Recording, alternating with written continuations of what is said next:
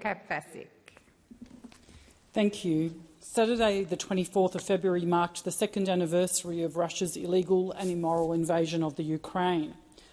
Over the past 2 years, people from across the world have watched the remarkable resolve of the Ukrainian people in their fight against tyranny, authoritarianism and coercion.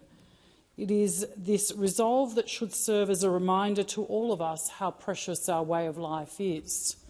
The things that we often take for granted, our parliamentary democracy, our freedom to elect our legislators, our freedom to worship the God of our choice, the freedom to speak our minds, and the freedom to live free from the fear of bomb or bullet, freedoms that we all take for granted. The freedom to stand in this chamber and disagree passionately with each other. We should never forget that, and we should never stand by when the freedom of others is threatened or taken from them.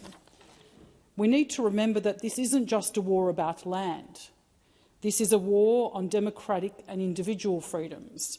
I met with representatives from the Australian Federation of Ukrainian Organisations who recounted how Russian soldiers are kidnapping Ukrainian children and taking them to education centres to indoctrinate them into believing a world that exists without their homeland, that Ukraine isn't real. They told me stories of the valour of Ukrainian soldiers using every tool they can get in their fight for freedom, including how our bushmasters are assisting them on the front line. Dealing with extraordinary challenges, the Ukrainian community here in Australia is a testimony to that same resilience, raising millions in aid for their friends and family back home and advocating tirelessly for more support. Australia's support, both military and humanitarian, for Ukraine has had bipartisan support, as it should, something that all sides of this chamber and the other place all agree on is a fundamental principle of a liberal democracy, being able to live free from coercion and from an authoritarian state.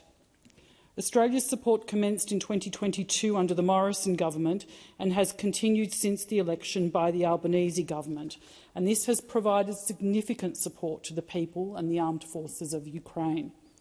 However, there is more that we can do and more that we should do as a country to help to continue the people of Ukraine.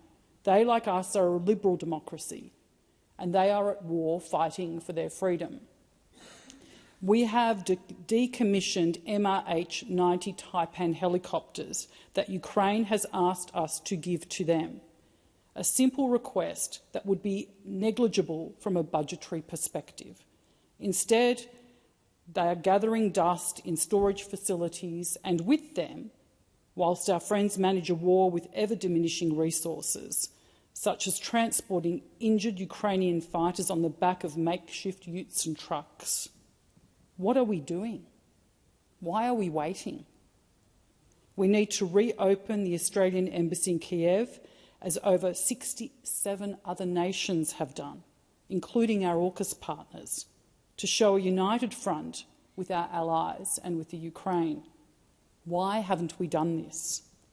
As a resource-rich nation, we have the opportunity to supply more coal so the Ukraine can keep the lights on during their darkest days. Why can't we do this? We must also work towards finalising the double taxation agreement between Australia and Ukraine to support a rebuilding effort. And amongst all of this, we must deliver a long-term strategy that ensures a sustainable support pipeline for Ukraine in the years ahead. In committing to this, the government would be bolstering our allies' confidence to continue the fight against tyranny.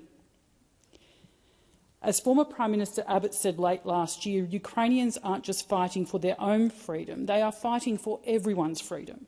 Ukrainians are dying so that Americans, Britons, Australians and others don't have to fight and die.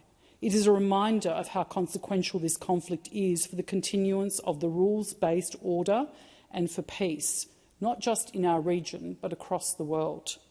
If Australia values the rule of law, territorial sovereignty, free and fair trade, human rights and multilateralism, we cannot be passive benefactors of a system that has created the conditions for our nation to flourish. We aren't a country of inaction or complacency when things become difficult. We have demonstrated this historically, and we shouldn't start now.